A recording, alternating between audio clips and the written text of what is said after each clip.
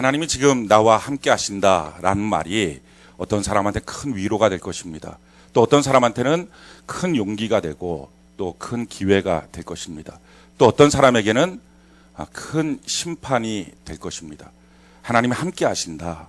내 속을 다 아시고 나를 보고 계신 하나님이 지금 나와 함께 하신다. 이 말은 여러 가지의 갈래로 우리가 어떻게 살아왔느냐에 따라서 오늘 성경에 보니까 그 행위대로 갚겠다 말씀하신 하나님이 우리의 삶의 모습에 나와 함께 하신다라고 하는 것이 기쁨이 될 수도 있고 또 두려움이 될 수도 있고 심판이 될 수도 있습니다. 어찌됐든 간에 오늘 말씀을 통해서 우리 모두가 하나님의 나라가 가까이 왔을 때, 주님이 나와 함께 하실 때 기쁨으로 회복되는 은혜가 있기를 바랍니다. 어떤 아빠가 휴일에 오래간만에 좀 쉬고 싶어서 소파에 길게 누워서 이렇게 게으름을 피우면서 좀 졸고 있었다고 합니다. 근데 애들이 달려들어서 아빠 나랑 같이 놀아요 막 이렇게 보챈 거예요. 그랬더니 이 아빠가 정말 좀 쉬고 싶은데 이 아이가 너무 복채니까 이걸 어떡할까 하고서 아이를 떼놓을 심산으로 보니까 마루에 신문 한 장이 있는 거예요. 근데 그 신문 한 장에 세계 지도가 이렇게 그려져 있는 신문 한 장이 있는 거예요. 잘 됐다 해갖고 그 신문을 갖고서 가위로 막 50조각을 낸 거예요. 그래서 마루에다 확 뿌려놓고 이거 세계 지도 다 맞추면 내가 놀아줄게. 이걸 한 거예요.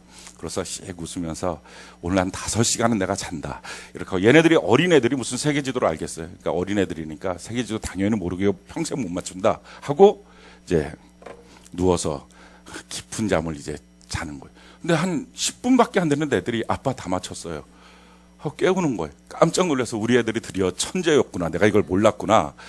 그래서 어떻게 너희들 맞췄는데 너희들이 세계 지도를 아직 안 배웠잖아. 그러니까 뭐 초등학교 저학년 뭐 아니면은 유치원생들 요 정도 아이들인데 이걸 어떻게 맞추니 너희가? 그랬더니 저희는 세계 지도 몰라요. 어떻게 맞춰? 근데 너 어떻게 맞췄어? 근데요 뒷면에 큰 사람 얼굴이 있는 거예요. 큰 사람 얼굴을 갖고서 탁탁탁 맞췄더니 이거 다 맞췄어. 아빠 놀아줘요.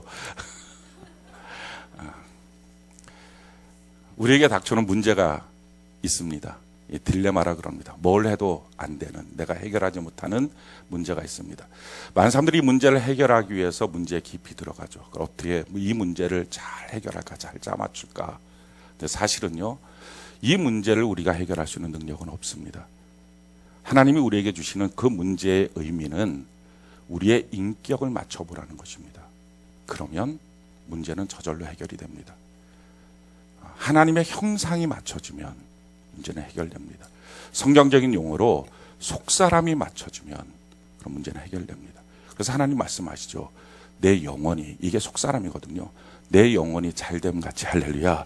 범사에 잘되고 강건하다. 내게 닥쳐오는 문제는 하나님의 사인 한 가지입니다. 문제를 풀라고 그 문제 주신 거 아닙니다. 여러분들이 건강의 문제라든지 또는 물질의 문제라든지 관계의 문제라든지 이 모든 문제는 지금 나보고 그 문제를 풀어보라고 주신 문제가 아니에요. 그러니까 문제 풀면 시험 듭니다. 문제 풀면 하나님을 떠납니다. 못 푸는 거예요. 그래서 하나님 앞에 원망하죠. 왜 이런 문제를 주셔서 나로 하여금 고통스럽게 합니까? 하나님의 뜻은요, 너의 인격을 한번 맞춰보라는 거예요. 너의 속사람을 맞춰보라는 거예요. 우리가 인생을 살면서 이 겉사람만 갖고 사니까 내 속사람이 지금 어떻게 되어 있는지 모르는 거예요.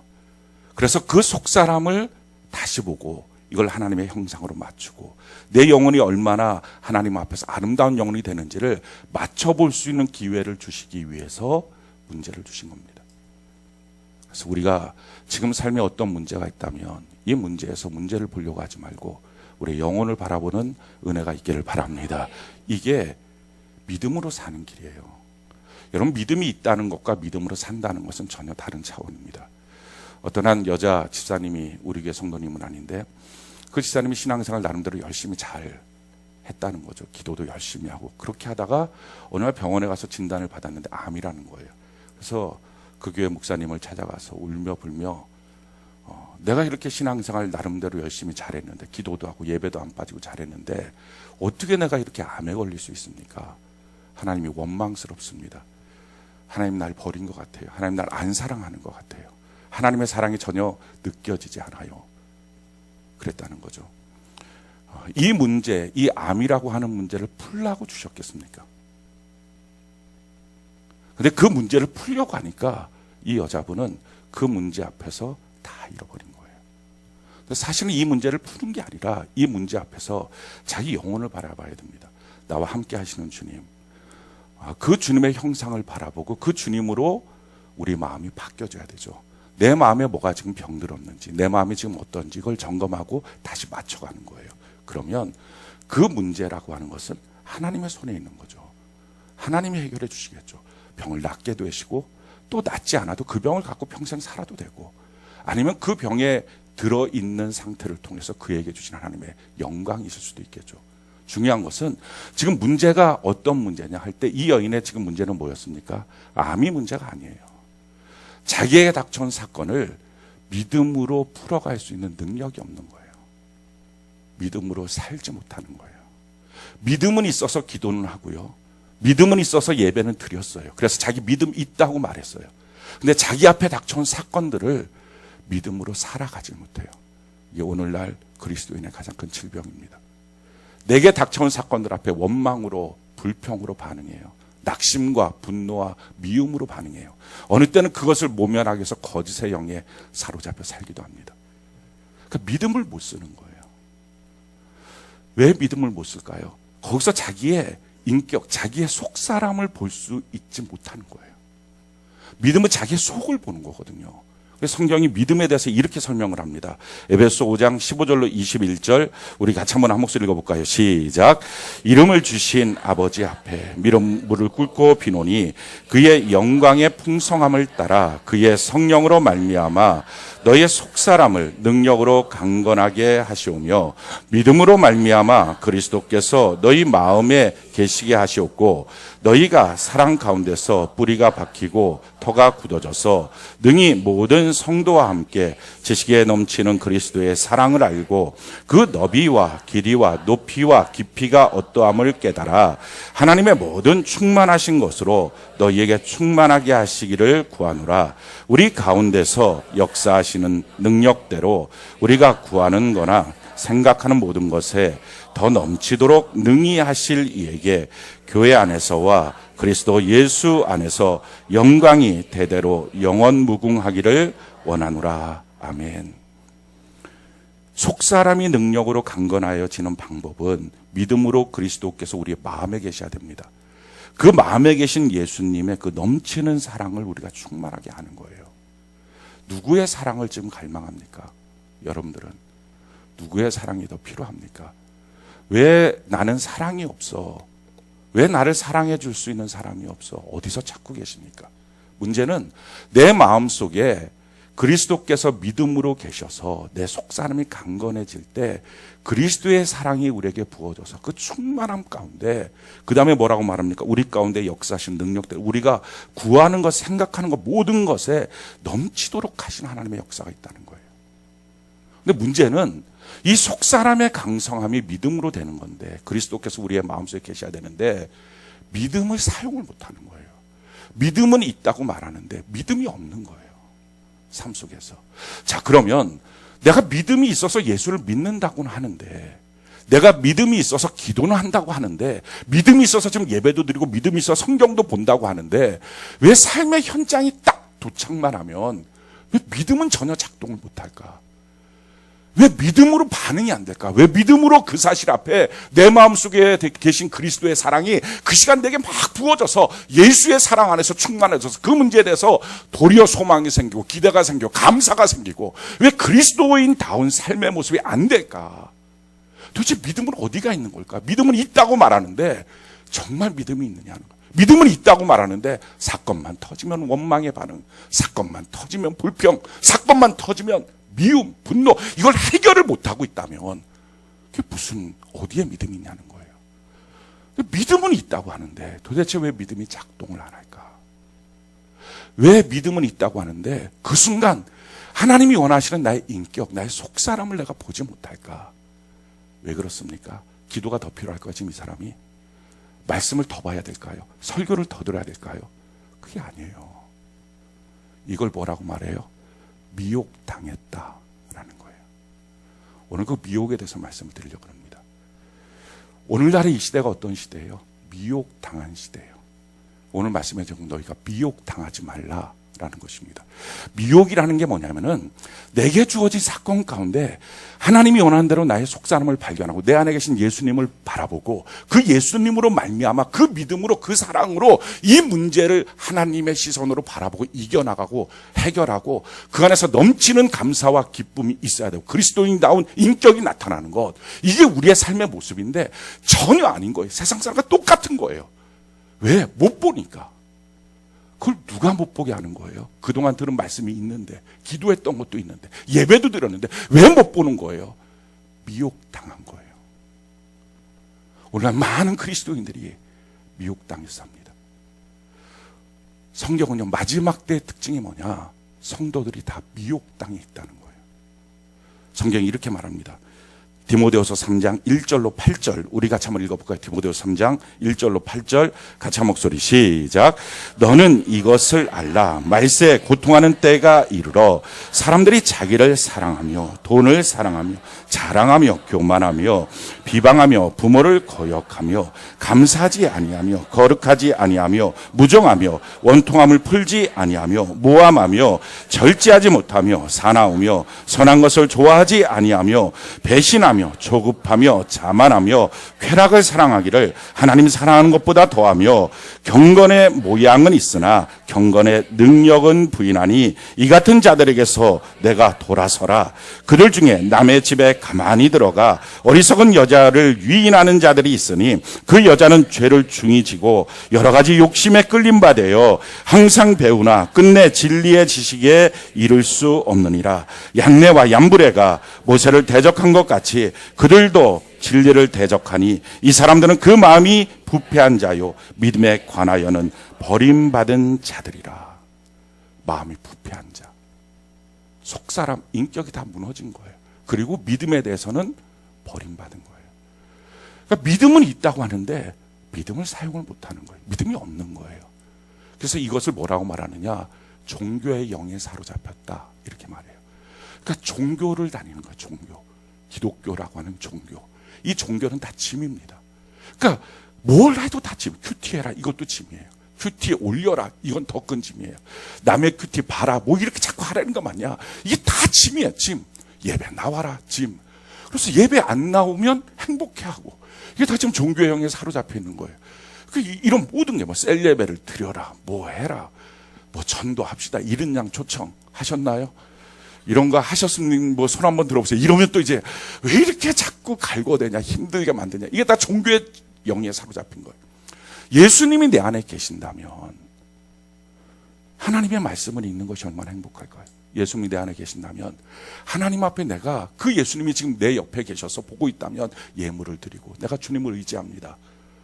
이게 얼마나 행복할까요? 전도하는 일이 얼마나 행복하고 봉사가, 예배가 얼마나 행복할까요? 근데 그게 짐이 되고 있다면 이게 지금 뭡니까? 미혹의 영에 사로잡혀 있는 거예요. 셀 모임이 짐입니까? 이게 지금 미혹의 영에 사로잡혀 있는 거예요. 전도가 짐입니까? 사로잡혀 있는 거예요. 오늘 이 문제가 좀 해결돼야 됩니다. 말세의 특징이 뭐라고 말합니까? 고통이 있다는 거예요. 다 고통이에요. 뭐가 그게 고통이냐? 자기 사랑하고 돈 사랑하고 자랑하고 교만하고 비방하고 부모 거역하고 감사하지 못하고 거룩하지 못하고 무정하고 원통함 풀지 않고, 이게 안 풀어지는 거예요. 모함하며 절제하지 못하고 사나우며 선한 것을 좋아하지 못하고 배신하며 조급하며 자만하며 쾌락 사랑하기를 하나님 사랑하는 것보다 더하며. 그래서 경건의 모양은 있어요. 믿음이 있는 것으로 예배는 드리는 모양은 있어요. 기도하는 모양은 있어요. 근데 능력이 없는 거예요. 믿음을 사용이 안 돼요. 믿음이 있다는 것이 나타나질 않아요. 자, 이런 사람들에게서 마지막 시대에 하나님이 주시는 성도의 말씀이 뭡니까? 돌아서라는 거예요.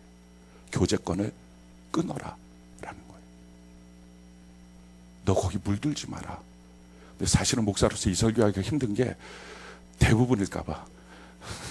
그럼 누구를 끊고 누구를 나 혼자 왕따 될 것 같아갖고, 이게 지금 이게 보통 문제가 아니에요. 우리 옆분들에게 당신은 어떤 사람입니까? 한번 물어봅시다. 경건의 모양은 있으나 경건의 능력을 부인하는 사람입니까? 아니면 경건의 능력 있는 사람, 믿음을 사용하고 있습니까? 한번 물어봅시다. 어떤 사람입니까? 예, 거짓말하면 천국 못 갑니다. 자, 보십시오. 오늘날 이 시대의 특징이라는 거예요. 그래서 어떻게 합니까? 계속 배워요. 자기가 뭔가 믿음을 사용 못하면 내가 성경을 몰라서 그래. 내가 기도 시간이 작아서 그래. 내가 교회 연조가 짧아서 그래. 그래서 자꾸 그런 걸 더 하는 거예요. 근데 뭐라고 말해요? 그렇게 계속 배우나 끝내 진리에 이르지 못한다. 속을 봐야 되는데 속을 안 보고 계속 겉에 무엇인가만 지금 하고 있는 거예요. 성경을 더 많이 읽어야만 해결될 수 있는 문제가 아니라는 거예요. 기도를 더 많이 해야만 해결될 수 있는 문제가 아니라는 거예요. 지금 문제는 뭐예요? 자꾸 겉만 보게 하는 이 미혹의 영. 이걸 제가 알아야 돼요. 지금 내가 이 미혹의 영에 빠져 있구나. 이 미혹의 영에 빠지면 어떻게 됩니까? 끝내 모세를 향하여 대적한 것 같이 진리를 대적하고 마음은 부패하고 믿음에 관하여 버림받는다 하는 것입니다. 우리가 오늘 이 미혹의 영이 우리 안에 있으면 이 부분을 점검하고 내쫓아버려서 오늘 우리에게 주어진 수많은 문제는 하나님의 사인이거든요. 우리 속사람을 좀 보라는 거예요. 그래서 이 기회에 우리 속사람, 우리 인격을 보고 우리의 영혼을 한번 잘 건강하게 만드는, 그래서 나는 내 영혼을 바꾸고 주님은 내 삶의 문제를 해결해 주시는 이 은혜가 우리 모두에게 넘치기를 바랍니다. 오늘 이 성경 말씀이 두아디라 교회를 향한 말씀이에요. 그 두아디라 교회가 사실은 오늘날 우리 모두를 향해서 보게 하시는 내용입니다. 이 두아디라 교회에 나타나신 예수님, 주님의 모습이 어떻습니까? 우리 18절 같이 한번 볼까요? 18절 같이 한 목소리 시작. 두아디라 교회 사자에게 편지하라. 그 눈이 불꽃 같고 그 발이 빛난 주석과 같은 하나님의 아들이 이르시다. 지금 예수님이 어떤 모습이에요? 그 눈이 불꽃 같아요. 다 보신다는 거예요. 뭘 보시느냐? 속을 보시는 거예요. 지금 여러분들이 예배드리고 있는 이 겉모습이 아니라, 예배 시간 내가 얼마나 은혜 받은 척을 하고 있는 겉모습이 아니라 속마음이 어떠냐, 속의 인격이 지금 어떠냐는 거예요. 지금 여러분들의 인격이 예수님을 닮아가고 있는 인격이냐는 거예요. 어떤 사건 앞에서 정말 믿음으로 반응할 수 있는 인격이냐는 거예요. 영혼이 잘 되고 있는 인격이냐는 거예요. 자기는 죽고 자기 안에 예수님이 살아있는 인격이냐는 거예요. 속을 보시고 있다. 불꽃 같은 눈동자로. 그래서 23절 이렇게 말씀합니다. 우리 같이 한번 읽어볼까요? 시작. 또 내가 사망으로 그의 자녀를 죽이리니 모든 교회가 나는 사람의 뜻과 마음을 살피는 자인 줄을 알지. 우리 주님이 불꽃 같은 눈으로 지금 뭘 보는 거예요? 그 사람의 속을 보고 있다는 거예요. 그 사람의 마음과 뜻을 보고 있다는 거예요. 겉으로 아무리 치장하고 소용없다는 거예요. 마지막 시대의 지금 특징이 뭡니까? 성도들이 겉모습은 다 성도 같아요. 근데 툭 건드리면 원망밖에 안 나와요. 불평밖에 안 나와요. 미움밖에 없어요. 그러니까 뭐예요? 이게 다 미혹의 영에 사로잡혀 있는 모습이에요. 속을 못 보는 거예요. 이게 지금 문제가. 더 많은 지식이 있어야 속을 보는 게 아니라 아예 그걸 볼 생각 자체를 못하는 거예요. 미혹이에요. 자, 이 주님께서 지금 두아디라 교회를 향해서 진단하고 계시는 거예요. 오늘 이 말씀을 통해서 우리가 좀 주님의 말씀으로 진단돼서 우리 안에 변화될 것들이 바뀌어지는 은혜가 있기를 바랍니다. 자, 19절에 주님이 뭐라고 말씀하십니까? 우리 19절 같이 한번 볼까요? 시작. 내가 내 사업과 사랑과 믿음과 섬김과 인내를 아노니 내 나중 행위가 처음 것보다 많도다. 지금 우리 예수님이 이 두아디라 교회를 칭찬하십니다. 내 사업, 사랑, 믿음, 섬김, 인내, 이런 것들이 처음보다 점점점 많아지고 있다. 점점점 잘하고 있다. 사람들이 신앙이 점점 쉽기 일반인데 안 쉽고 점점 좋아지고 있다는 거예요. 우리의 신앙이 이런 신앙 되기를 바랍니다. 점점 좋아져. 사업도 점점 좋아지는 거예요. 우리가 얼마 전에 특별 비품 헌금을 했어요. 특별 비품 헌금을 해서 냉온 풍기를 만든다. 그걸 해갖고 우리가 시원해진다. 이건 너무 낮은 차원의 문제고요. 물론 이번 주에 공사도 못했어요. 그 업자가 도대체 냉온 풍기를 하는데 9월 달에 공사를 하겠다는 이 배포 좋은 업자는 또 뭐예요 도대체. 또 거기에 또 네 알겠습니다. 이렇게 말하고는 순한 목사는 또 뭐야. 근데 아무튼 그렇게 해서 다음 주에 하기로 했어요. 몰라요. 다음 주에 또 아직도 비품이 안 나서 그럼 또 어떻게 해. 멱살 잡고 싸울 수도 없고 아무튼 그렇습니다. 근데 이제는 점점 기도하기 시작을 했어요. 그래도 하나님 다음 주에는 30도가 된다고 합니다. 틀 수는 있겠습니다. 이번 주는 28도예요. 그래서 차라리 안심을 했어요. 그래 그 정도면 됐다. 근데 그 다음 주서부터는 30도가 안 될 것 같아요. 30도가 안 되는데 거기다가 막 에어컨 빵빵하게 틀고서 정말 몇 명 얼어 죽이고 나면 말씀이 이루어졌다 이럴까봐 걱정이 되긴 해요. 그게 좀 빨리 됐으면 좋겠어요. 근데 이 일을 통해서 성도들이 헌금하는 일에 은혜를 받은 거예요. 지금 사업이 이런 사업이에요. 그냥 교회에서 어떤 바자회 하자 뭐 하자 이런 큰 사업들을 막 벌려나가는 게 아니라 하나의 사업을 통해서 하나님의 영광이 나타나고 은혜를 받고 있느냐. 자, 그런 일들이 두아디라 교회에 있었고요. 사랑도 있었고 믿음도 있었고 성김도 인내도 있었다. 근데 그게 점점 더 훌륭해졌다라는 것입니다. 우리가 이런 칭찬을 받는 은혜가 있기를 바랍니다. 지금 여러분들이 어떤 모습에 있든지 점점 좋아지기를 바랍니다. 자, 그런데 문제는요. 이런 칭찬과 함께 주님의 책망이 있었어요. 근데 이 책망이 너무 무서운 책망이에요. 오늘 뭐라고 말합니까? 우리 20절 같이 한번 볼까요? 20절 같이 한 목소리 시작. 그러나 내가 책망할 일이 있노라. 자칭 선지자라 하는 여자 이세벨을 내가 용납함이니 그가 내 종들을 가르쳐 꾀어 행음하게 하고 우상의 제물을 먹게 하는도다. 이세벨이라고 하는 사람을 용납했다 하는 것입니다. 지금 이게 책망받는 이유였어요. 이 이세벨, 이 누구이냐, 뭐 여기에 대해서 여러 가지 의견이 있지만 잘 모르겠어요, 누군지. 뭐 이세벨이 어떤 사람은 아하방의 아내를 지칭할 것이다.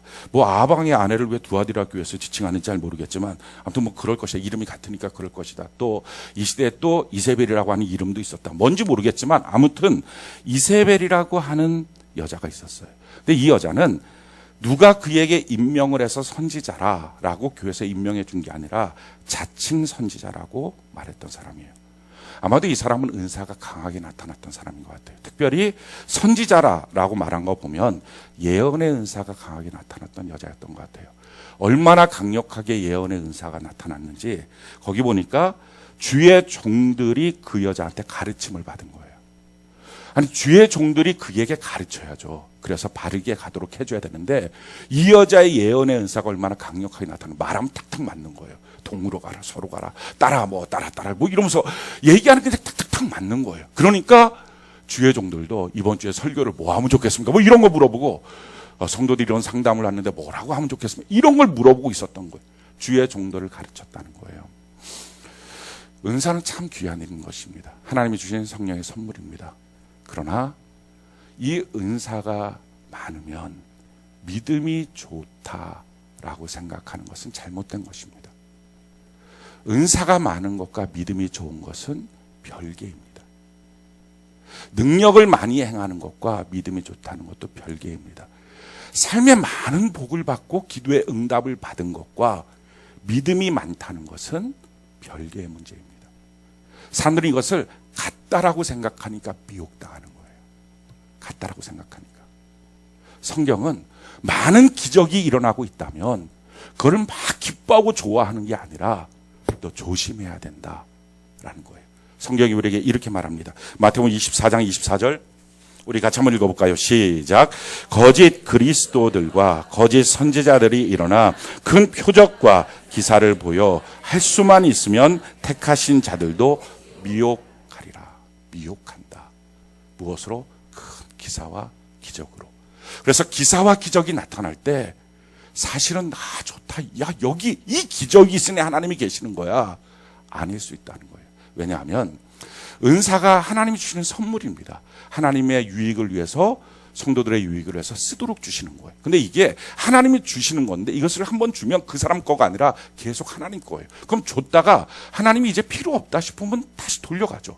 근데 문제는 이 은사를 행했던 사람은 하나님이 그 은사를 가져갔다는 그 일 앞에 자기가 용납이 안 되는 거예요. 어제까지만 해도 손 얹으면 병이 나왔어요. 근데 오늘은 그런 역사가 없는 거예요. 자, 없는 그런 일들 가운데 이걸 아멘, 그러고 말해야 되죠. 저 이제 그 능력 없어요. 그걸 겸손히 하나님의 성령 앞에 복종이 돼야 되는데 그게 안 되고 있는 것처럼 쇼를 해요. 그럼 플라보시 효과라고 해서요, 몇 명은 또 나. 그러니까 이게 또 신기하게 역사가 나타나고요. 그래서 뭐합니까? 거짓의 영에 작동이 되어서 마지막 끝이 안 좋은 거예요. 은사로 사역했던 분들의 마지막 끝이 좋으신 분들이 별로 없어요. 철저하게 성령 앞에 복종돼야 됩니다. 근데 이게 안 되는 거예요. 그래서 은사가 사용되기 위해서는 조건이 있어요. 두 가지 조건이 완비돼야 은사를 사용하라는 거예요. 첫 번째 조건은 열매가 맺어져야 된다는 거예요. 성령의 열매가. 그래서 성경이 이것을 이렇게 우리에게 설명하고 있어요. 마태복음 7장 17절부터 23절 우리 같이 한번 읽어볼까요? 자, 시작. 이와 같이 좋은 나무마다 아름다운 열매를 맺고 못된 나무가 나쁜 열매를 맺나니 좋은 나무가 나쁜 열매를 맺을 수 없고 못된 나무가 아름다운 열매를 맺을 수 없느니라. 아름다운 열매를 맺지 아니하는 나무마다 지켜 불에 던져지느니라. 이러므로 그들의 열매로 그들을 알리라. 나더러 주여 주여 하는 자마다 다 천국에 들어갈 것이 아니요 다만 하늘에 계신 내 아버지의 뜻대로 행하는 자라야 들어가리라. 그날에 많은 사람이 나더러 이르되 주여 주여 우리가 주의 이름으로 선지자 노릇하며 주의 이름으로 귀신을 쫓아내지 내며 주의 이름으로 많은 권능을 행하지 아니하였나이까 하리니 그때 내가 그들에게 밝히 말하되 내가 너희를 도무지 알지 못하니 불법을 행하는 자들아 내게서 떠나가라. 내가 선지자 노릇했습니다. 내가 능력도 행했습니다. 내가 많은 일들도 행하고 귀신도 쫓아냈습니다. 그럴 때 예수님이 보시는 게 뭐예요? 아니 그것만 있으면 믿을 수가 없어. 진짜 믿을 수 있는 게 뭐라고요? 열매야. 지금 그 말이에요. 은사는 열매와 동반되지 않으면 사용하면 위험합니다.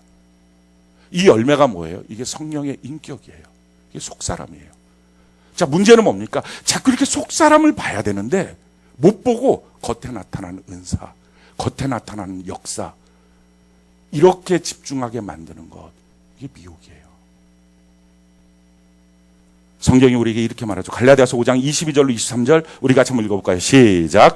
오직 성령의 열매는 사랑과 희락과 화평과 오래 참음과 자비와 양성과 충성과 온유와 절제니 이 같은 것을 금지할 법이 없습니다. 자, 이와 같은 성령의 열매가 성령의 인격이 나타나야만 은사를 베푸는 데 있어서 균형이 맞는데 그렇지 않고 성령의 인격은 없고 은사를 베푸는데 좀 인격적이지 못하고 심하고 뭔가 좀 잘못되어 있고 뭔가 좀 불편하고 그건 잘못되어 있다는 거예요. 이런 방식으로 하나님이 일하지 않는다는 거예요. 또 한 가지 은사가 나타나는 반드시 조건이 뭡니까?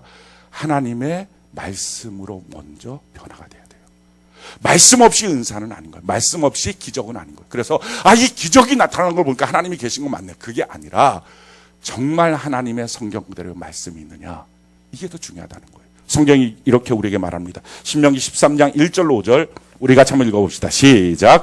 너희 중에 선지자나 꿈꾸는 자가 일어나서 이적과 기사를 내게 보이고 그가 내게 말한 그 이적과 기사가 이루어지고 너희가 알지 못하던 다른 신들을 우리가 따라 섬기자고 말할지라도 너는 그 선지자나 꿈꾸는 자의 말을 청종하지 말라. 이는 너희의 하나님 여호와께서 너희가 마음을 다하고 뜻을 다하여 너희 하나님 여호와를 사랑하는 여부를 알려하사 너희를 시험하심이라. 너희는 너희의 하나님 여호와를 따르며 그를 경외하며 그의 명령을 지키며 그의 목소리를 청종하며 그를 섬기며 그를 의지하며 그런 선지자나 꿈꾸는 자는 죽이라. 이는 그가 너희에게 너희를 애굽 땅에서 인도하여 내시며 종되었던 집에서 속량하신 너희의 하나님 여호와를 배반하게 하려 하며 너희의 하나님 여호와께서 내게 행하라 명령하신 도에서 너를 꿰어내려고 말하였음이라. 너는 이같이 하여 너희 중에서 악을 제할지니라.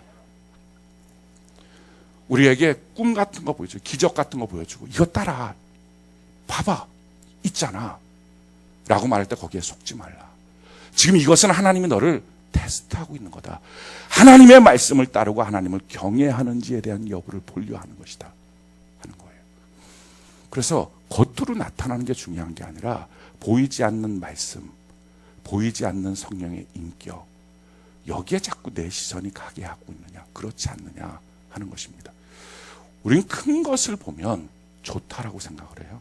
큰 것을 보면 안전하다라고 생각해요. 그래서 얼마 전까지만 해도 큰 교회는 좋은 교회. 아니 저렇게 사람들이 많이 모이는데 뭐 좋은 교회 아니겠어? 하나님이 역사하시는 교회 아니겠어? 믿음이 좋은 교회 아니겠어? 이렇게 많은 사람들이 생각을 했어요. 근데 그렇지 않다는 것을 이제는 우리가 다 알아요. 큰 교회들이 큰 사고를 쳐서 기독교가 크게 위험해졌어요. 위험한 거예요. 큰 거. 그 안에는 다 안전하다. 큰 교회 내가 다니고 있으니 나는 안전해. 이렇게 많은 사람들이 내게 있는데 안전해. 이 많은 사람들이 걸어가고 있는 이 길이 안전하지. 성경은 말합니다. 넓은 길로 가지 마라. 멸망으로 인도하는 길이다. 정말 어떤 거냐는 거예요. 우린 큰 것, 뭐 많이 보이는 것, 뭐 이런 것들이 안전하다고 여기고요. 이게 괜찮다라고 여기는 거예요. 다 뭡니까? 겉을 보는 거예요. 속을 못 보는 거예요. 정말 그 안에서 자기의 인격이 어떤지, 정말 그 안에서 자기가 하나님과의 관계는 어떤지. 지금 하나님이 원하시는 것은 하나님과 나와의 관계를 보고 하나님과 나와의 인격을 보면서 그 속사람이 주님 안에서 건강해지기를 원하는 건데 그게 없는 거예요. 그냥 많은 사람과 더불어 있으면 나는 안전해. 많은 큰 교회 안에 내가 성도면, 내가 그 안에 직분을 맡고 있으면 내 신앙은 괜찮아. 누가 그렇게 말했냐는 거예요. 지금 이세벨이 갖고 있는 문제는 이것입니다. 겉으로 나타나는 은사를 많이 보여줬어요. 아마도 미모도 훌륭했고 집안도 좋고 뭐 인물도 좋고 다 좋았던 것 같아요. 그러니까 사람들이 거기에 혹한 거예요. 그가 하는 말은 능력이 나타나고 막 은사가 나타나니까 다 따랐어요. 그렇게 그 사람 말을 따라서 결국 뭐가 됐습니까? 우리 20절 다시 한번 읽어볼까요? 20절 같이 한 목소리 시작. 그러나 내게 책망할 일이 있노라. 자칭 선지자라 하는 여자 이세벨을 내가 용납함이니 그가 내 종들을 가르쳐 꾀어 행음하게 하고 우상의 제물을 먹게 하는. 자, 그걸 따라가서 결국 어떻게 됩니까? 행음하게 하고 우상의 제물을 먹게 했어요. 지금 이 내용이 무슨 내용이냐면은 그 당시에 주로 그리스도인들이 했던 직업은 상인이었습니다. 뭘 할 게 없으니까 상인인데, 상인들이 장사를 하려면 길드라고 하는 이 상인 조합에 다 들어가야 됐어요. 근데 상인 조합에 들어가려면 1년에 한 번씩 조건이 있는데 그들이 회식을 해야 돼요. 그 회식에 참여해야 돼요. 그 회식을 신전에서 했습니다. 근데 신전에서 물건을 갖다 놓고 우상 숭배하고 회식을 하는데, 회식의 내용이 뭐냐면 그 신전은 그 당시에 매춘굴이었었는데 다 모든 신전이 거기에 사제들, 여자 사제들은 다 창녀들입니다. 그들과 교합을 하는 것이 제사예요. 이게 바알도 그랬고 아세라도 그렇고 제우스도 그렇고 뭐 아프로디테 여신도 그렇고 비너시 다 마찬가지예요. 포세이돈 다 모든 신이 그렇게 한 거예요. 그리스도인들이 그럴 수 없습니다. 하나님의 말씀을 듣고 살아가는 우리가 어떻게 그럽니까? 근데 문제는 그렇게 안 사니까 상인 조합에 들어가지 못하니까 장사가 안 되는 거예요. 먹고 살 길이 없어요. 그때 이세벨이라는 여자가 나타난 거예요. 그래서 나타나서 이런 겁니다. 능력을 행하고 예언을 보이고 얼마나 인물도 훌륭하고 막 인격도 막 학력도 대단하고 몸매도 좋고 대단한 모든 사람이 부러워할 조건들을 다 갖고 있는 이 여자가 교회 안에서 위력을 발휘하면서 주의 종들을 향해서도 막 가르칠 정도로 막 성경적 지식이 대단한 것처럼 말하면서 이 여자가 하는 말이 우리 주님도 이해해. 그 정도는 그 정도 우리 주님 다 이해하고 있어. 그러니까 그냥 해. 가서 그냥 절하고 어차피 당신 마음이 안 그렇잖아. 그냥 가서 절해. 그리고 그냥 그렇게 한 거 회개. 우리 주님도 다 알아. 그렇게 해서 장사해서 거기서 돈 많이 벌어서 헌금 많이 하고. 아니 예수 믿는 사람들이 왜 이렇게 찌질하게 살아? 예수 믿는 사람들이 왜 이렇게 형편없이 못 살아? 예수 믿으니까, 예수를 내가 믿고 있으니까, 만왕의 왕 대신 예수를 믿으니까 내가 번성해야지. 그래서 번성신학. 내가 번영해야지. 번영신학. 내가 성공해야지. 성공신학. 이거 조심하셔야 합니다. 이세벨이 했던 게 지금 그거예요. 잘 나가는 게 되지. 그럼 최고잖아. 돈 많이 벌어오면 되잖아. 말씀 한두 가지 어겨도 주님이 이해하셔. 누가 그걸 주님이 이해한다고 말합니까? 하나님의 말씀을 어기는 것을 누가 괜찮다라고 말할 수 있습니까? 요한계시록에 보면 마지막 장에 하나님의 말씀 중에 하나라도 빼면 천국에서 그의 이름이 빠질 것이고 하나라도 더하면 모든 저주가 그에게 더할 것이다. 누가 과연 함부로 그런 말을 할까요? 하나님의 말씀 밑에 다 있어야죠. 근데 이세벨이 그렇게 한 거예요. 오늘날 우리가 갖고 있는 이 문제들, 혹시 성공하면 되는 거야, 돈 많이 벌면 되는 거야, 잘 살면 되는 거야, 그래서 하나님께 영광 돌립니다. 그래서 제발 그런 얘기 하시지 말라고 하는데, 제가 그래서 선교하고 구제하는데 이런 얘기 제발 끼지 말고, 제발 그렇게 해서 선교 구제 안 해도 됩니다. 하나님은요, 결과가 아니라 과정을 보세요. 하나님의 말씀대로 주님의 영광을 돌리며 벌었는지. 심지어 성경은요, 그렇게 벌지 않은 돈은 헌금으로도 내지 말라라고 말씀하고 있어요. 하나님 가난해서 헌금하라는 거 아니에요. 헌금은 우리가 주려한 신앙입니다. 내가 돈 갖고 사는 거 아니라 나는 예수님을 믿고 살겠습니다. 이 신앙의 고백이에요. 그러니까 이 신앙의 고백을 갖고 하나님 앞에 있어야 돼요. 이 이세벨은요, 이걸 다 망가뜨려 놓은 거예요. 잘 살면 되는 거죠. 근데 그 여자의 말이 너무 큰 위력이 있는 거예요. 왜? 자기들이 봤을 때 그 여자가 너무 괜찮아 보여요. 너무 부러워요. 교회에서 으뜸처럼 보여요. 주의 종들도 거기에 말을 듣고 맞다고 막 능력도 은사도 나타나요. 그러니까 그 말이 맞는 것 같은 거예요. 그래서 미혹당했어요. 속은 다 망가진 거예요. 겉만 있어요. 사랑하는 성도 여러분, 지금 여러분들은 어떻습니까? 겉만 보입니까? 돈만 보입니까? 사람만 보입니까? 뭐가 보입니까? 내 마음이 보입니까? 나와 함께 하시는 예수님이 보입니까? 성경이 이렇게 우리에게 말씀합니다. 야고보서 2장 5절. 우리 같이 한번 한 목소리 한번 읽어볼까요? 야고보서 2장 5절 같이 한 목소리 시작. 내 사랑하는 형제들아 들을지어다. 하나님이 세상에서 가난한 자를 택하사 믿음에 부요하게 하시고 또 자기를 사랑하는 자들에게 약속하신 나라를 상속으로 받게 하지 아니하셨느냐. 저희가 몇 번 읽어봤어요. 왜 몇 번 읽어봤냐면은 내 사랑하는 형제들아, 하나님이 우리를 사랑한다는 거잖아요. 들을지어다. 아멘. 하나님이 세상에서 가난한 자들을 택하사 부유하게 하시고, 저는 이렇게 넘어갔거든요. 몇 번을. 가난한 자에게 하나님 부유를 주나. 아멘. 가난한 자의 부유. 근데 어느 날 성경 보니까 가난한 자에게 믿음에 부유하게 하시고, 이게 믿음에가 붙어 있는 거예요. 제 성경에만 붙어 있는 거 아니에요. 여러분들 성경에도 붙어 있는 거 맞죠? 믿음에 부유하게 하시고. 하나님 꼭 이런 식이에요. 하나님도 좀 이런 부분에 있어서는 좀 다시 생각을 좀 해주셔야 돼. 우리가 믿음에 부유한 것도 좋지만 좀 가난의 문제를 해결할 수 있는 돈도 주시는 것을 원하는데, 하나님이 그런 부분을 좀 생각을 안 하시고 그냥 가난한 자를 택하사 믿음에 부유하게 하시고 막 자신만만하게 하나님 하시는 것 같은데 그런데 성도님, 가난한 자에게 돈으로 부유하게 하는 것을 주시면 가난했기 때문에 기도했던 그 사람은 그 다음부터 기도 안 합니다. 돈이 있으니까. 기도할 이유가 없어졌어요. 예배할 이유가 없어졌어요. 뭔가 생기면 생긴 그것 때문에 주님을 떠나요. 하나도 마음으로 움직이고 들어오질 않아요. 다 겉에서만 움직여요. 돈이 있으면 돈 있어서 끝. 돈 없으면 돈 없어서 울다가 돈 생기면 돈 있어서 끝. 주변 사람들이 나한테 뭐라 그러니까 속상해서 그러다가 주변 사람들이 나한테 잘해주면 좋아서 끝. 속으로 들어오는 게 한 개도 없어요. 다 겉으로만 움직여. 미혹. 요셉은요, 노예로 있던지 종으로 있던지 총리로 있던지 변화가 없어요. 이래야 하나님이 쓰시지. 돈 없다가 돈 생기면 예배드릴 시간 없다고 거드름 피우고, 직장 없다가 직장 생기면 바쁘다 그러고,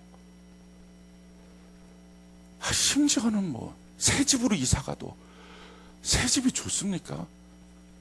새 집 증후군이 넘칠지어다.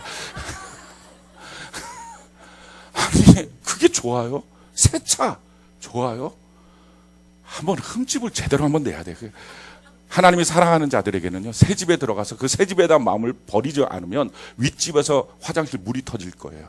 그래서 이게 집을 꼴도 보기 싫게 막 냄새가 이곳저곳에서 나게 막, 이게 새 집인지 헌 집인지 모르게 막 이 집을 그냥 바꾸고 싶을 만큼 막 이런 일들이 생기도록 하나님이 은혜를 베풀어 주시면 이런 역사가 있습니다. 근데 하나님의 은혜가 별로 없는 사람들은요, 그냥 좋으면 좋은 거, 그 허영에 들떠서, 그리고 주님 잊어버려요. 새 집에 가면 자기가 바뀐 줄 알아요. 새 옷을 입으면 자기가 바뀐 줄 알아요. 새 차를 타면 자기가 바뀐 줄 알아요. 하나도 마음 안에 들어오는 역사가 없는 거예요. 미혹. 우리에게 오늘 필요한 게 뭡니까? 가난한 우리에게 믿음의 부요를 주시옵소서. 그래서 무엇을 주셔도 부작용이 없는 인생 되도록, 내 마음 안에 작동이 되도록 하나님 도와주옵소서. 여러분, 성도들이 원하는 것 중에 한 가지가 표적이에요. 성경이 이것을 이렇게 말합니다. 마태복음 12장 39절 같이 한번 읽어볼까요? 시작. 예수께서 대답하여 이르시되 악하고 음란한 세대가 표적을 구하나 선지자 요나의 표적밖에는 보일 표적이 사람들이 표적을 구해요. 자꾸 신앙생활 하면서 예수 믿는데 뭐 좀 팍팍 나타나고 좀 보여주고 뭐 뚝뚝 떨어지고 뭐 좀 이런 게 있어야지 왜 표적이 없냐고. 그래서 표적을 구했더니 예수님이 그렇게 많은 병자를 고쳤던 그분이 표적 보일 거는 요나의 표적밖에 없다. 내가 죽어서 3일 만에 부활하는 표적밖에 없다. 겉으로 나타나는 표적, 그런 거 말고 많은 사람들이 표적을 따라가더라고요. 자기 안에 뭔가 자기가 원하는 것이 나타나지 않으면 말씀이 들려도 소용없어요. 은혜가 안 된대요. 하나도 난 모르겠대요. 뭐라고 말해도 나랑 상관없대요. 내 마음이 안 기쁘대요. 그러니까 다 자기 중심이에요. 다 자기밖에 없어요. 마음속에 꽉 차 있는 게 물질밖에 없고 돈밖에 없고 세상밖에 없고. 왜 그렇습니까? 미혹. 오늘 이 미혹의 문제가 있으면 이거 빨리 회개해야 됩니다. 자, 회개하지 않으면 어떤 일들이 생깁니까? 지금 하나님이 우리에게 주시는, 예수님이 우리에게 주시는 말씀이 뭐 21절 우리 같이 한번 읽어볼까요? 21절 우리 같이 한 목소리 시작. 또 내가 그에게 회개할 기회를 주었으되 자기의 음행을 회개하고자 하지 아니하니. 회개할 기회를 주셨다면 이 회개할 기회가 뭡니까? 마음을 볼 수 있는 기회를 주신 거예요. 오늘 하나님 우리에게 우리의 마음을 볼 수 있는 기회를 주셨음을 믿습니다. 우리의 마음을 지금 봐야 돼요. 지금 마음이 어떠냐는 거예요. 내게 주어진 어떤 환경과 조건들 가운데 과연 나는 내 마음을 좀 맞춰보라고 하신 주님 앞에, 내 마음의 건강을 좀 살펴보라고 하신 주님 앞에, 내 마음이 지금 병들었는지 어떤지를 보라고 하시는 주님 앞에 과연 지금 내 마음은 어떠냐는 거예요. 이 마음이 병들으니까 미움이 해결이 안 돼요. 분노가 해결이 안 돼요. 원망도 해결이 안 돼요. 불평도 해결이 안 돼요. 막 계속 그것만 나와요. 쏟아져 나와요. 정말 쓰레기만 나오는 거예요. 이 마음 안에서 온갖 더러운 것들만. 거짓의 영이 작동하고 세상 사람과 똑같고, 그리고 맨 기도 제목은 돈 사랑 돈 사랑이 나오고 막 이상한 것들만 쫓아다니고 막. 이게 지금 회개돼야 된다는 거예요. 회개하지 않으면 어떤 일들이 생깁니까? 우리 22절 23절 같이 한번 볼까요? 시작. 볼지어다 내가 그를 침상에 던질 터이요 또 그와 더불어 간음하는 자들도 만일 그의 행위를 회개하지 아니하면 큰 환난 가운데 던지고, 또 내가 사망으로 그의 자녀를 죽이리니 모든 교회가 나는 사람의 뜻과 마음을 살피는 자인 줄 알리라. 내가 너희 각 사람의 행위대로 갚아주리. 행위대로 갚아주겠다. 너가 한 대로. 너 원망했니? 그럼 광야에서 넌 죽어. 너 불평했니? 너 광야에서 너 죽어. 너 욕심 부렸니? 넌 광야에서 너 죽어. 너 의심했니? 넌 광야에서 넌 죽어. 음행을 했니? 넌 광야에서 넌 죽어. 너의 행위대로 할 거다. 그래서 주님이 하시는 말씀이 이겁니다. 먼저 침상에 던져 병을 주고, 그 다음에 큰 환난을 주고, 사망을 주고, 너의 자녀들을. 사랑하는 성도 여러분, 우리가 어디까지 가야 미혹을 벗어날까요? 어디까지 가야 우리의 가슴을 움켜잡고 애통이 하며 울까요? 오늘 우리 하나님 앞에 내게 주어진 환경은, 내게 주어진 문제는 원망하라고 주신 게 아니라, 불평하라고 주신 게 아니라, 미워하고 분노하라고 주신 게 아니라 내 인격을 보라고 주신 것인데, 주님 앞에서 내 인격을 보고 내 속사람을 보니 내 마음이 다 무너져 있었습니다. 하나님, 이 마음을 성령께서 오늘 만져주시옵소서. 이 고백이 있어야 됩니다. 감사한 일은 이겁니다. 24절 같이 한번 볼까요? 24절 25절 우리 같이 한 목소리 읽어봅시다. 시작.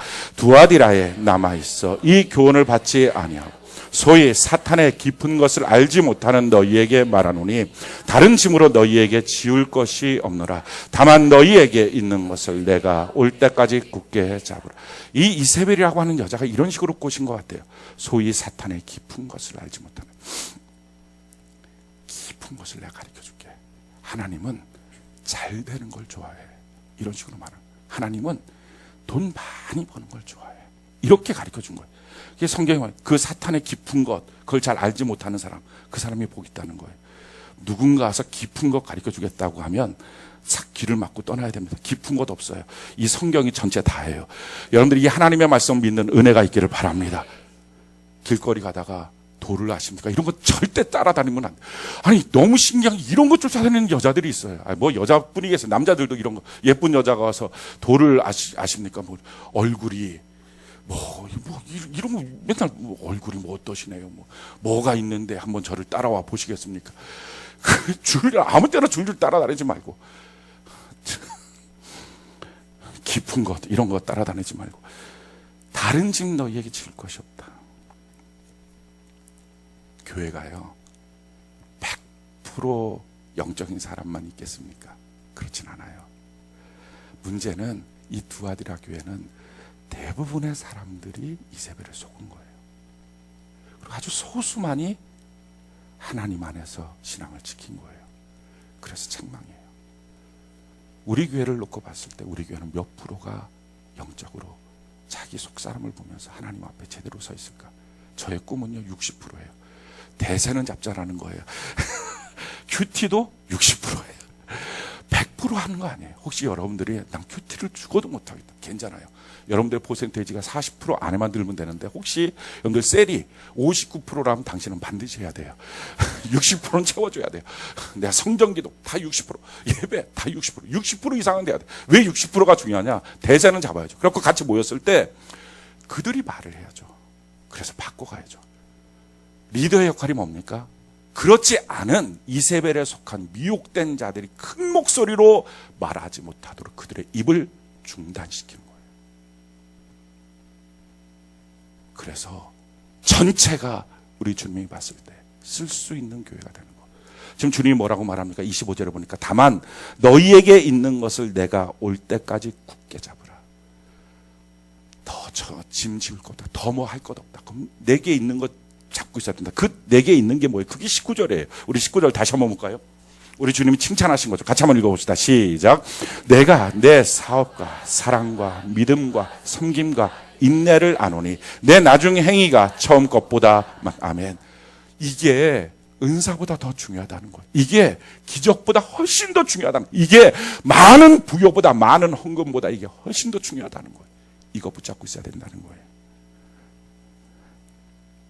26절부터 29절까지 같이 한번 읽어볼까요? 시작. 이기는 자와 끝까지 내 일을 지키는 그에게 만국을 다스리는 권세를 주리니 그가 철장을 가지고 그들을 다스려 질그릇 깨트리는 것과 같이 하리라. 나도 내 아버지께 받은 것이 그러하리라. 내가 또 그에게 새벽별을 주리라. 귀 있는 자는 성령이 교회들에게 하시는 말씀을 들을지. 이기는 자 끝까지 내 일을 지키는 자가 그에게 만국을 다스리는 권세를 줄 것이다. 그를 통해서 새로운 역사를 일으켜 주실 것이다. 예수 믿는 사람들이 예수 믿는 사람답지 않으면 아무런 역사가 일어나지 않습니다. 그들에게 철장 권세, 세상의 문화를 깨뜨리고 새로운 역사를 이루고 새벽별, 새로운 새벽이 오는 것을, 새로운 아침이 올 것을 보여주는 그런 천병으로 삼아주겠다 하는 것입니다. 사랑하는 성도 여러분, 하나님이 우리에게 지금 보시기 원하시는 것, 지금 우리는 사건이나 일이 생겼을 때 뭘 보냐는 거예요. 뭐 때문에 힘들어하냐는 거예요. 겉을 봅니까? 겉이 잘 되기 원하십니까? 겉사람이 막 멋있기를 원하십니까? 겉에 뭔가 자랑할 것들이 많이 생기면 은혜가 됩니까? 그거 아니에요. 어떤 문제가 생기든 하나님의 뜻은 한 가지입니다. 그걸 통해서 우리의 속을 보라는 거예요. 내 인격이 좀 맞았으면 좋겠다는 거예요. 하나님의 백성답게 살았으면 좋겠다는 거예요. 그래서 어떤 일들이 터질 때 자기 자신 한번 점검해 보세요. 나는 어떤 사람, 거짓의 영이 거짓말을 막 하는 사람인지, 어떤 일들이 터졌을 때 나는 원망하고 불평하는 사람인지, 어떤 일이 생겼을 때 나는 미워하고 분노하는 사람인지, 아니면 예수의 인격을 닮아서 내가 어떻게 속사람을 바꿔가는 사람인지, 겉의 환경을 보면서 이런 세상 사람들도 똑같이 반응하는 것들을 반응하는 사람인지 보시기 바라요. 물론 상대방이 정말 잘못하는 경우도 있을 거예요. 회사가 정말 잘못하는 경우도 있을 거예요. 다른 어떤 것이 정말 잘못하는 경우가 있을 거예요. 그래서 미울 수도 있어요. 화가 안 풀어질 수도 있어요. 또 어느 때는 원망과 불평이 나올 수도 있어요. 그런데 그게 이해가 되죠. 그런데 점검해 봐야 됩니다. 그게 진짜 그가 안 좋아서 그러는 건지, 자기 혼자 안 좋다고 생각을 하는 건지, 어떻게 하면 아냐면요, 그게 자기 평생에 처음 그를 미워하는 거예요. 내가 미움이라는 게 없었는데 그를 보니까 진짜 미워. 내가 그동안에 누구를 향해서 분노하는 일이 없었는데 그를 보니까 막 화가 나. 내가 지금까지 누구를 향해서 무슨 일을 향해서 원망하고 불평했던 적 없는데 지금 그게 유일하게 처음이야. 이러면 그게 맞는 거예요. 그게 어쩌면 그가 잘못한 거예요. 물론 그것도 봐야 돼. 한 3번 정도 봐야 돼요. 3번 정도. 그래서 제가 이런 말을 합니다. 교회 안에서 원망 불평하는 사람 있으면 다른 교회로 가십시오. 제가 그래요. 담임 목사로서 이 말 한다는 게 이게 되게 하기 싫은 말이에요. 진짜 갈까 봐. 그런데 그 말을 해요. 왜 하느냐? 만약에 정말 자기가 섬기고 있는 교회가 뭔가 합당치가 않은 거예요. 그래서 원망불평이 나올 수 있어요. 뭐 그걸 이해할 수 있죠. 그러면 자기가 봤을 때 원망불평이 없는 좋은, 자기가 봤을 때 잘 은혜로운 교회로 가보라는 거예요.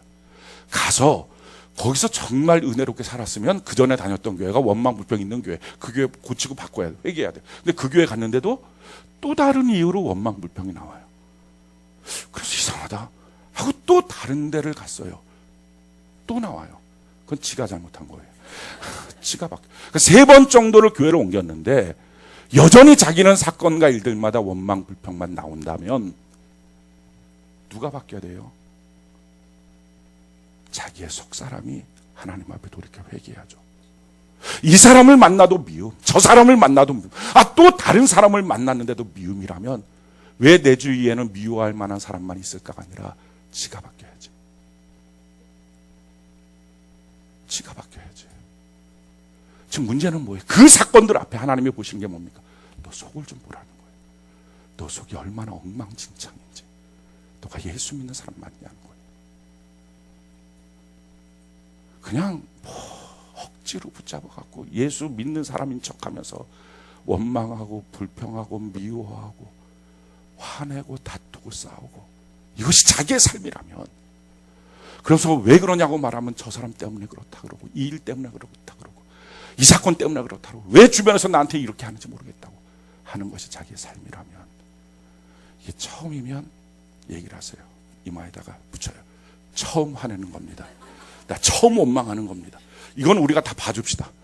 저 사람 처음이야. 우리가 잘못했을 수 있어. 우리가 회개합시다. 막 이렇게 처음 이거 딱 이게 붙이고 다니는 거예요. 처음처럼 이렇게 해갖고 다 붙이고 다니는 거예요. 그거를. 그런데 만약에 너 전번에도 그러더니만 너 전번에 이러면 화낼 자격이 있습니까? 원망할 자격이 있습니까? 언제까지 안 바꾸고 질병과 환난과 사망까지 가야 합니까? 속을 보라고 하신 하나님 앞에 속이 안 바뀌고 언제까지 그렇게 신앙생활 할까요? 믿음을 사용하지 못하면서 신앙생활 할까요? 우리 이제 회개해야 됩니다. 오늘 말씀 듣고 저도 여러분도 회개합시다. 하나님 앞에 회개가 뭐예요? 내가 주님 잘못해서 이게 아니라 겉만 보고 있던 자기가 자기 속을 한번 보는 거예요. 내 속에는 지금 예수님이 계시는지. 예수님 계십니까? 예수님 계신데 그렇게 합니까? 예수님 계신데 그렇게 합니까? 내 속에 정말 주님이 계시는지, 난 그 주님을 경외하고 사랑하고 있는지, 내가 그 주님을 의식하고 사는지, 내가 주님을 계속 생각하고 있는지, 우리 점검해보고 우리 돌이키고, 겉의 것들로 너무 지금 혼란스러워 있는 자기 삶의 겉의 문제들이, 돈의 문제, 관계의 문제, 뭐 이런 여러 가지 일들이 너무 잡다하게 있는 사람이라면 그 문제 하나님 해결해 달라고 기도하지 마세요. 그 문제를 주신 하나님은 속을 좀 맞춰보라고, 인격을 맞춰보라고, 우리 인격을 하나님 앞에 맞추고, 하나님, 내가 주님과 함께하는 사람으로 살겠습니다. 우리 고백하는 저 여러분들 되는 은혜가 있기를 바랍니다. 사랑하는 성도 여러분, 예수 믿는 사람은 예수 믿는 사람으로 살아야 합니다. 예수님 내 안에 계시는데 예수님이 같이 있을 수 없는 말, 행동, 생각 이제는 버려야 합니다. 절대 합당하지 않습니다. 우리 오늘 이 날이, 이 시간이 기회니까 우리 하나님이 회개하라고 주신 기회니까. 오늘 성경에 보니까 이세벨이 문제는요, 회개하라고 주신 기회를 회개를 안 했대요. 발로 뻥 찼대요. 오늘 우리에게 이런 완악한 마음이 없이 회개하고 돌이키는 저와 여러분들 되는 은혜가 넘치기를 예수님 이름으로 축원합니다.